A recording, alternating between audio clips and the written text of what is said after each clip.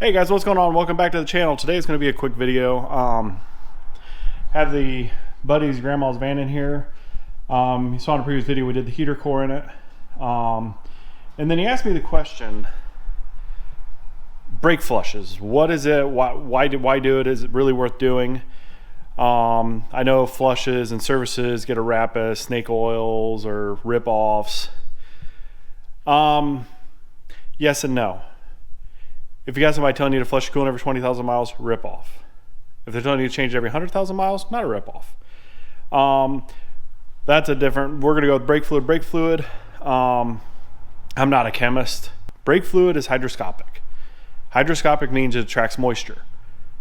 Over the life of a vehicle, no matter how sealed your brake system is, you're gonna get moisture that can weep through around the seal and the cap. So over time, your brake fluid will get moisture in it. If you take the brake cap off and take the fluid cap off and check it, you're gonna get moisture pulled in there. Brake fluid is like a hydraulic fluid. It's not meant to compress. Water will compress. So the more moisture you get in your brake fluid, obviously you can start getting a soft pedal. You can start affecting your brakes. They may not be drastic, but it can happen.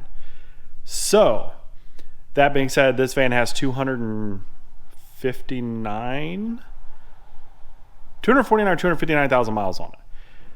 Brake fluid is very dark in color. So I said, hey, let's go ahead and flush it out. It's your grandma's car, we want to make sure it's safe.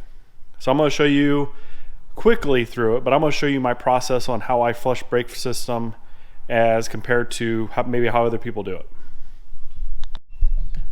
Now I understand not everybody's going to have the equipment or tooling, but so we have a cap adapter here that goes where the cap goes, and then as you tighten this down, it seals, plugs the system, so only fluid that's going in can get through and won't come around here. Shouldn't. Every once in a while you get a little bit of leak there, but that's not anything drastic. You got your line hooked up that runs down to your machine. There's different styles of them. This is one that a neighbor of mine a few years ago picked up at a garage sale without the adapters. But he picked this thing up. I bought it off of him. It holds like 10 quarts of brake fluid. And then you can, when you turn it on, you can adjust the pressure going in. Try to keep it like 30 pounds of pressure. So get everything hooked up, turn this on, it'll build pressure, and then we can lift it and then go to each bleeder.